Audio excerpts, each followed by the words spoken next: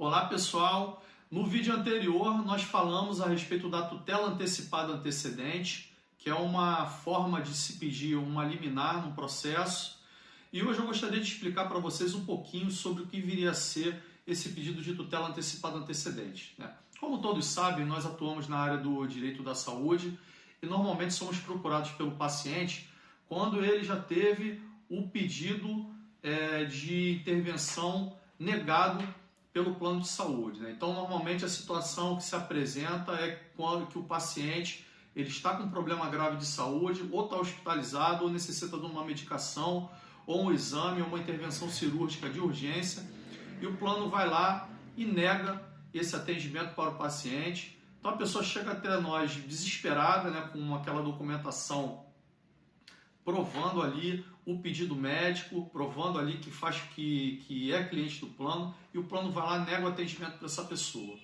Então, quando nós nos deparamos com uma situação, nós temos dois caminhos. Nós temos a possibilidade de requerer a liminar fazendo o pedido de tutela de urgência. A tutela de urgência é o pedido mais comum de liminar, que é fundada no artigo 300 do Código de Processo Civil.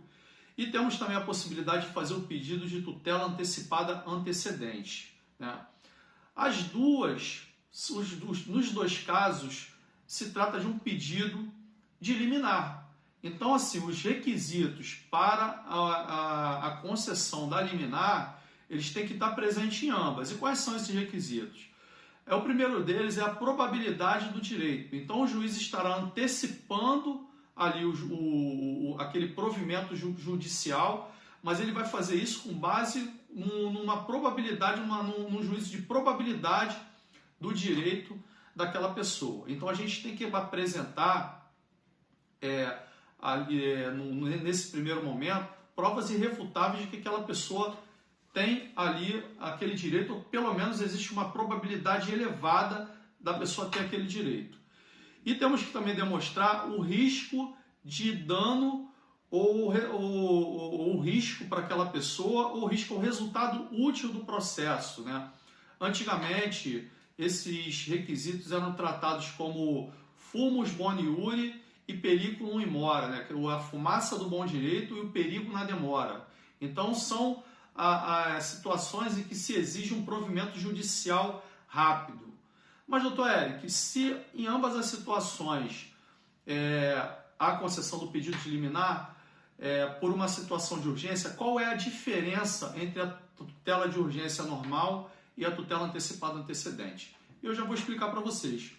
O pedido de tutela antecipada antecedente é quando você tem uma urgência que já naquele momento de ajuizamento da ação, essa urgência já está presente. Então é o caso que a pessoa está hospitalizada, que está em coma, que está numa situação que precisa de uma cirurgia de urgência, que se aquela pessoa não for atendida nas próximas horas, aquela pessoa vai ter um dano físico, um dano cerebral, um dano de difícil reparação, um dano irreversível e que exige uma ação rápida.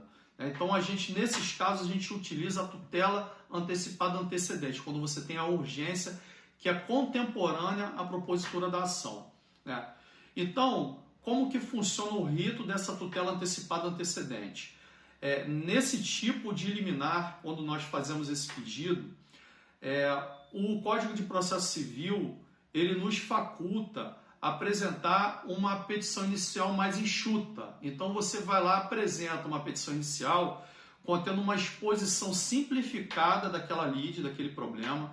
Então, sem se aprofundar muito, com as informações que nós dispomos naquele momento, nós damos entrada na ação, falando uma exposição daquela lide, fazemos o pedido da tutela antecipada de urgência e a indicação do pedido de tutela final. Então, é uma situação pontual que a gente vai se ater apenas àquela necessidade mais urgente.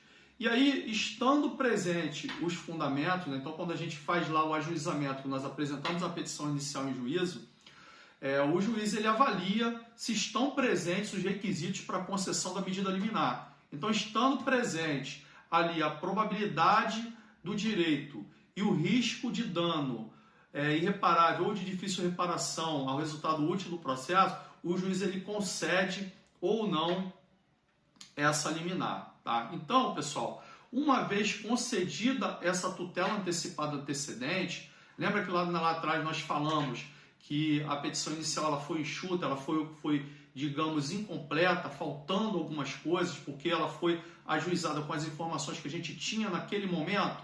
Então nesse caso, é facultado que seja feito um aditamento. Então, assim, deferida a tutela de urgência, o juiz ele oferece o prazo, o juiz não, o Código de Processo Civil oferece o prazo de 15 dias para que o advogado ele faça o aditamento da petição inicial. Então o advogado vai lá, vai fazer o aditamento, vai fazer a complementação daquela petição inicial, adicionando informações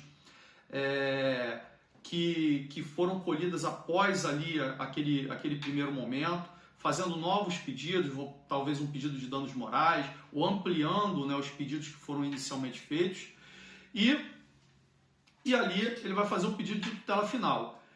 E caso não tenha sido concedida a tutela de urgência, aí o juiz ele vai conceder o prazo de 5 dias para o advogado fazer esse aditamento, né, que está lá no parágrafo 5º do artigo 303 do Código de Processo Civil. Tá? Então, pessoal, em ambos os casos a gente tem uma concessão de uma liminar, mas o pedido de tutela antecipada antecedente é quando você tem uma urgência que está muito evidente ali, que não dá realmente para esperar, e nesse caso existe um prazo para que o advogado ele possa complementar, e normalmente a contestação ela é apresentada após a complementação da petição inicial por esse aditamento. Então essa é a diferença do rito aí.